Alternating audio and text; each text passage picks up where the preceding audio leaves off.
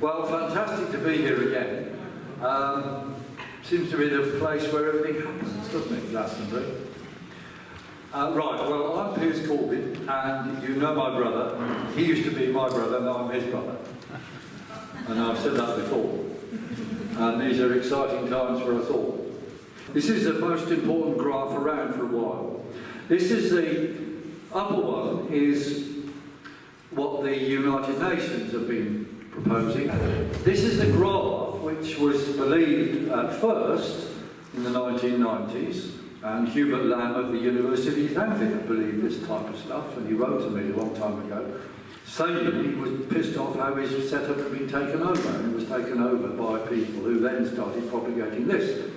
There was a court case recently because Tim Ball in Canada had said that to Michael Mann, who was the author of this graph, that flat temperatures suddenly rising for the last 1,000 years, he said that Michael Mann should be in the state Penn rather than Penn State University, and therefore it was a libel case.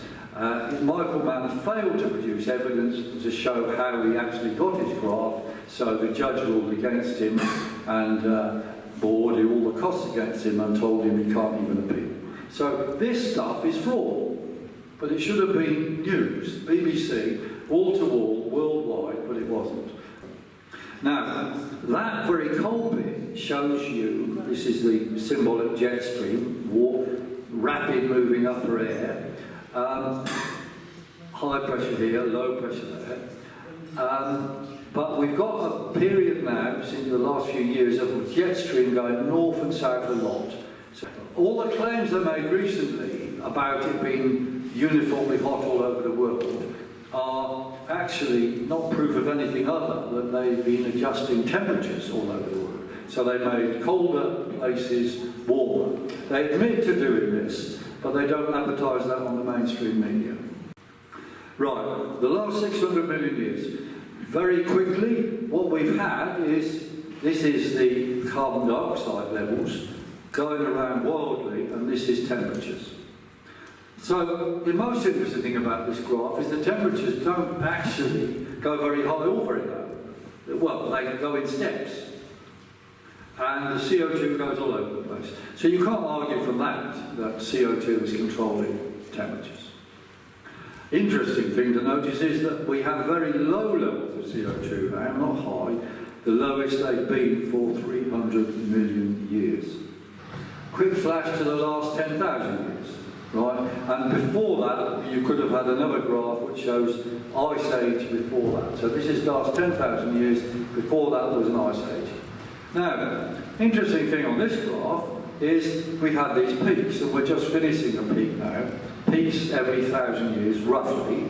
And the last 9 peaks have all been warmer than the current peak, when according to official data, there's been less CO2. So there's no evidence that CO2 is driving anything. All right? And looking at this graph, the things people argue about mostly is the last 2,000 or 1,000 years. And notice, this is really very cold compared with anything else we've had, which suggests that this is actually the beginning of entry into the next full ice age. Think about that. Here we have Hannibal. Hannibal was crossing the Alps, much warmer then. North Africa had elephants in it, in where the Sahara is, and he was able to use them to go into Spain and catch the Romans from behind and so forth. Very interesting times, but it was definitely a lot warmer then. That's the Roman warm period, you see, and here's the medieval warm period. And here we are now going downwards at the end of that one. What went on at the same time as the standard Tim Ball graph is solar activity was going up when it was warmer and goes down when it was colder. And this little ice age here is known as the Maunder minimum of solar activity. And what we are now is moving into something which might be as cold as this one here called the Dalton minimum, like the Napoleonic Wars, very cold around there. Or it might be going to be as cold as the morning minimum. We'll discuss that later on, but that is the big question facing us. As far as we're concerned, we're heading towards one or the other or somewhere in between. Right, now if you look at data in detail, you can see that American data, for example, and the world data goes a similar pattern, but with more uncertainties in it. American data goes this sort of waviness in it, which actually is a change of amplitude of fluctuation rather than amounts of. It is warmer then as well, but it's big changes in amplitude of temperature change, right? At the same time, we've had CO2 just going up gently. So the idea that CO2 is controlling these temperatures is just not borne out by anything. It's completely beyond any intelligent argument. Now, all the warmists say is, oh yeah, well, it was less CO2 a long time ago, and it was colder then. Well, if you go back not too far, if you go back to the medieval warm period, it was warmer. So you know they choose a time and make an assertion, but you cannot argue in any way that the CO2 is controlling temperatures on these timescales. Solar activity is going way down. More graphs of solar activity, but this is projections, some of which have certainly come true. But, you know, the suggestion here is that this could be as cold as the morning minimum, okay? Oh, and the sunspots, by the way, we're now at a solar minimum, like in 2008. But the number of sunspots at this solar minimum, the number of spotless days, is even lower than 2008. The big news in Greenland is not that it's melting, because there's always icebergs falling off, blocks of ice. But the Jacobshavn Glacier is growing and has been for the last 3 years. And that is probably the most important glacier in the world. But that is not BBC News. The North Atlantic is getting generally colder, certainly on this side, but it's not a simple issue what happens in the North Atlantic, but I'll show you this graph because it will get colder during the full little ice age. Yeah, last summer, you remember last summer? It was very hot, which we predicted all that using the solar lunar action technique that we devised. And in particular, end of July, we had this great rush of warm air, which we predicted. Now then the BBC were talking about a worldwide or Northern Hemisphere heat wave, okay? On the 30th of July, it was very hot here, but the average temperature of the Northern Hemisphere land was 0.2 degrees centigrade below normal. They didn't tell you that, they just pretended it was a world heat wave or something. The reason it was like that was because there were wild jet stream air currents giving cold blasts as well as warm blasts. It was also very cold in Australia, and the news about the Arctic is not what they say. It's been getting more ice there for the last couple of years, and the Antarctic has been increasing in ice for the last 30 years. So the key thing to know from all of this, what's happened in the last few years, is we have a wild jet stream, some hot blasts, some cold blasts, but bigger cold blasts, and the jet stream move further south. And even during the Maunder minimum, the Great Fire of London was in 1666, which was during the Maunder minimum, right? That was preceded by what was called the Belgian wind, a wind of hot air from Belgium, and you know bad things come from Belgium.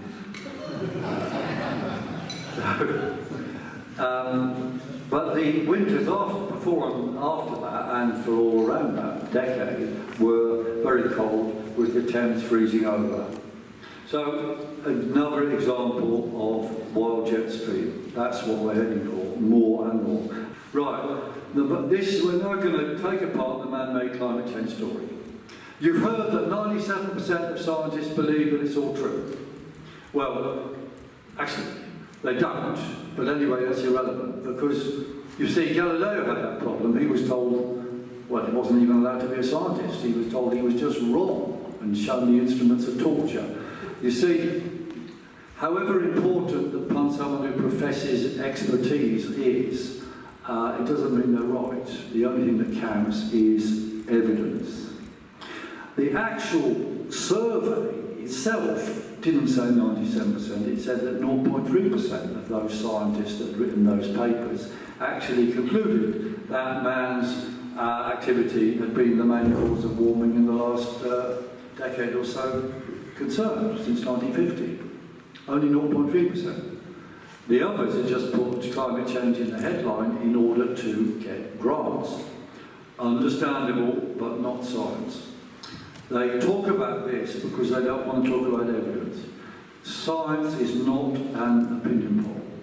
Anyone who says consensus is science is talking nonsense. Consensus is the end of science. Consensus has never developed science. This Big Ben Tower, 316 feet high. If the atmosphere was Big Ben Tower, symbolically, carbon dioxide would be a piece on the top of the Big Ben Tower, 1.5 inches. And man's contribution to that carbon dioxide would be equivalent to a bird dropping on the top. So, the politicians in there want us to believe that that bird dropping on the top is controlling, and you are making it worse. Now, this is about science, or art. This is a picture by Escher of water flowing uphill. And it goes down, up, down. It is, isn't it? Yeah. Well, you wouldn't know. If you lived in a two-dimensional world, you would believe it. See, that's a two-dimensional representation of a three-dimensional reality. And it's a trick. But you see, physics can be a trick, because physics isn't nature, physics is representative of nature. Equations in physics are partial representation of nature. And when you've got complicated things, you can easily choose simplifications and put forward stuff to confuse the public, which is what is done in this case. If we turn on the next one or two, I think some things appear on, so there you are. The arrows of radiation, the global warming story, are not true. Okay, next one. What actually happens is that CO2 levels are an effect, not a cause of temperatures. This is borne out by millions of years of data. The time goes this way here. At the end of the last ice age, temperatures went up, like that, and after temperatures went up, CO2 levels went up. Carbon dioxide levels follow temperatures, not lead them. That is recorded fact. Okay? Now why is this 800 years? That's quite a long time, isn't it? Well, we've got an idea about this, and we'll go on to the next one. The warm currents above the Atlantic come up this, and cold currents come when there's melting ice go underneath. Now, during the medieval warm period, there would have been a warmer surface to the ocean, more CO2 coming out of the ocean, because it doesn't dissolve CO2 so well, like you warm a bottle of pop, CO2 comes off. So CO2 comes out in the medieval warm period. But the melting puts cold water straight into the ocean, which goes underneath the wall, deep in the bottom. And that subsumes this extra CO2. It grabs it, sucks it in. So it's coming out of the surface and being taken back down. There we are. And it goes round and round and comes up again later, 800 years, 600 years, something like that, which is why this water, this extra CO2 is around now. There's nothing we can do about it. Next one. Key things to learn. Man-made climate change fails in 4 points. 1, CO2 levels are an effect, not a cause. 2, man is only 4% of the total CO2, so it's a mad conspiracy theory of nature to make it work. The sea rules not man, and the sun rules the sea, and all the extremes now are the wrong type of extremes for the CO2 story. They come from a wild jet stream, which is not the CO2 story jet stream. This is their picture. They say, okay, that sunlight comes in, warms the ground, the warm ground radiates infrared, and that comes up, meets some CO2 and gets sent back. Okay, well, and they have big flashy pictures of that to make children believe it. But is it true? So our idea, this is our key thing, what causes weather extremes in climate change in the long term? The answer is the most important is the jet stream. What changes the jet stream? Answer, the jet stream is changed by changing solar activity, which is largely predicted by us. Now, you see, you ask a meteorologist, they'll say, oh yeah, well the jet stream, well that's controlled by the temperatures. No. The jet stream controls the temperatures, not the temperatures controlling the jet stream. The sun has different modes. The magnetic field of the sun goes one way, one solar cycle, the other way, another solar cycle. That's called the Hale cycle. It's a 22-year magnetic cycle, but there's an 11-year cycle in sunspot moon. There's a 22-year cycle in sunspots of a certain magnetic polarity. And that means what comes out of the sun as an electric current in the surface in this belt around the sun from the equator is either going to be electron-dominated or proton-dominated, depending on the cycle. But that is going to have a different interaction with the Earth. So you can see straight away there's going to be important differences. And the Earth, by the way, is one of these blobs here compared with the Sun. Now, something very exciting here is if you look in detail at this current off Norway that goes into the Arctic, which makes the Arctic melt or not melt, this current often gets more when, well, it gets less, for example, so this is temperatures, or the current, I mean, and this is geomagnetic activity. When there's low geomagnetic activity, the current is low, and when there's been high geomagnetic activity, you get these peaks. Well, that is astounding. I mean, this is observed fact, we don't fully understand it, but it means there's a direct connection between solar magnetic activity and the sea, bypassing the atmosphere. So what happens in the atmosphere is probably driven largely by what happens in the sea through some electric and magnetic mechanisms. Right, we had some instances where went past these periods where we predicted extrasolar activity called R periods, R5 periods, R4 periods, and those usually correspond to extra weather, thunderstorms and formation of tropical storms. Fine, but sometimes it didn't happen. This period it didn't happen, which is really very strange. We had the weather and we had when we said it would happen, and little things happened on the sun, but nothing, hardly anything in the solar wind. So what was going on? Some magnetic connection. Well, what we think is you've got these big electric currents, which in fact they're current pairs called Birkeland currents, connecting the sun to the Earth in polar regions. And there's probably these currents connecting all the stars in the universe or in the galaxy with each other. So this is an electric universe theory of physics, which goes alongside standard physics but means some things are more comprehensible. Right, what happens then is you have solar activity, the solar wind affects the magnetosphere, affects the jet stream, affects volcanoes, which can also affect circulation of the weather. The jet stream is circulation, weather and climate, and the result, depending on sea temperatures, which are caused by that or related things, is CO2, which is the gas of life. It's not CO2 causing weather, causing jet stream, causing shock waves in the solar wind and causing solar flares.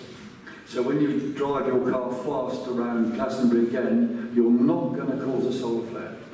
How are we going to get to this new little ice age? Well, we're already starting it anyway, but the key thing is generally low magnetic activity on the sun with extra bursts of activity gives you the longer jet streams, and it means the area of winter snow cover increases. This last late spring, we had the biggest area of snow covering Northern Hemisphere for 50 years. Okay? That cuts out sunlight, and that will therefore reduce temperatures. At the same time, the major earthquakes and volcanism, some of it gets into the stratosphere, blocks out solar radiation, and that will cause cooling. So we're now in this regime of positive feedback. Okay. This was 2007, which the Met Office said was a barbecue summer. There we have it, barbecue on the boat, yes. 2008, another barbecue summer, and 2009, barbecue summer. So we were right 3 times in a row, and they were wrong. Generally speaking, the official policies for greenness are fake green, as we would say. For example, electric cars are for the very rich, who are also very stupid, because their carbon footprints are bigger than ordinary cars. And all these policies are aimed at making money by super corporations. What should we do? We've got to destroy all their sacred cows. And next one. We've got to enjoy life. You've got to enjoy life. Don't feel guilty about driving cars. What we're seeing now is, and the other speakers are going to talk about it more, but the so-called left-right divisions in politics are getting very confused. What we really have is a struggle between accountability and globalisation, which is totally not accountable. And the way to fight back is things like our Action for Life, which is to have real debate and accountability and to make Extinction Rebellion extinct.